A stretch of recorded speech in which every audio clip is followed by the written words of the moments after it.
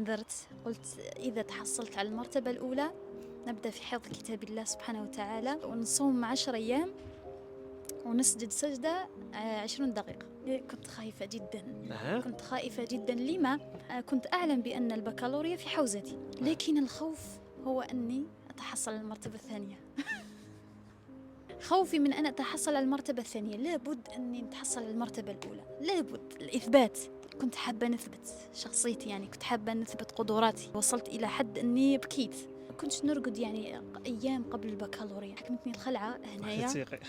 رحت نسيق وكذا قبل النتائج بدقيقة، ندعي في ربي يا ربي وكذا، يا ربي المرتبة الأولى، يا ربي المرتبة الأولى. عطيت لأختي خديجة، عطيت لها هي اللي تشوف لي نتيجة، قلت لها أنتي قولي لي، أنا ما نقدرش. وفعلا كما حدث صدرت النتائج.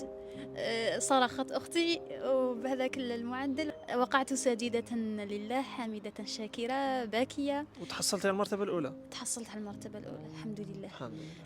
وقبل صدور النتائج وعدت ربي، يعني قلت إذا نذر. نعم